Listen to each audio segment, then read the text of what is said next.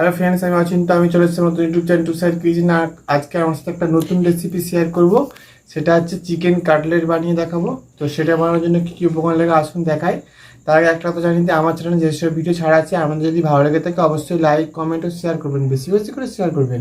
আর যদি আমার চ্যানেলে আপনি নতুন হয়ে থাকেন প্লিজ সাবস্ক্রাইব করে দেবেন এবং নিচের বেল নোটিফিকেশনটা অল করে দেবেন, তা আমার ভিডিও আপনাদের কাছে আগে পৌঁছে যায়। চলুন তাহলে চিকেন কাটলেট বানানোর জন্য কী কী উপকরণ লাগে আসুন দেখাই।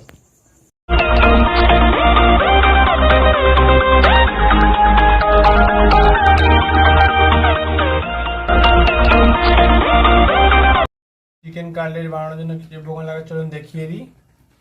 এখানে আমি 200 গ্রামের মতো নরম যে চিকেনটা হয় সেটা নিয়ে নিয়েছি।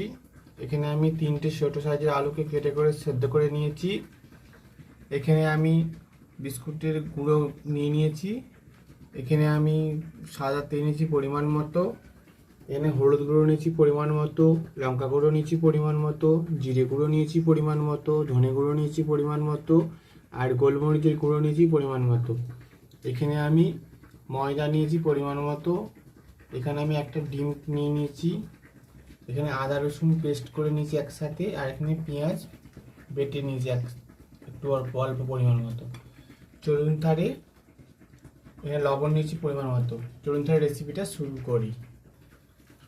আমি এবার চিকেনটা পেস্ট করে নেব, সেই জন্য মিক্সির এর মধ্যে চিকেনটা দিয়ে দেব।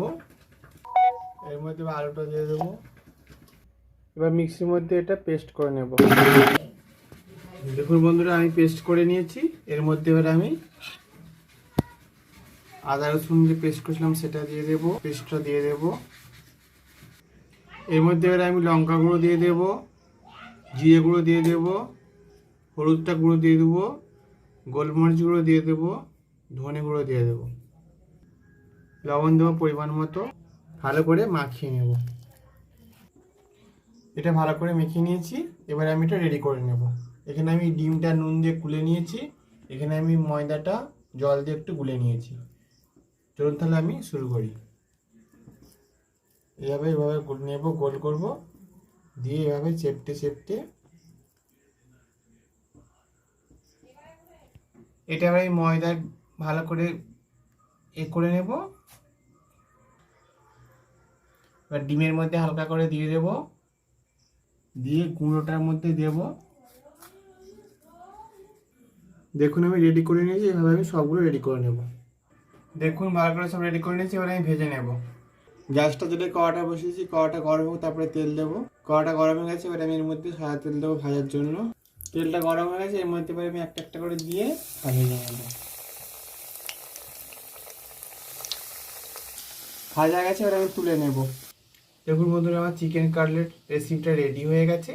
রেসিপিতে আপনাদের ভালো লেগে থাকে অবশ্যই লাইক কমেন্ট ও শেয়ার করবেন, বেশি বেশি করে শেয়ার করবেন। আর প্লিজ সাবস্ক্রাইব করবেন এবং আমাদের পাশে থাকবেন।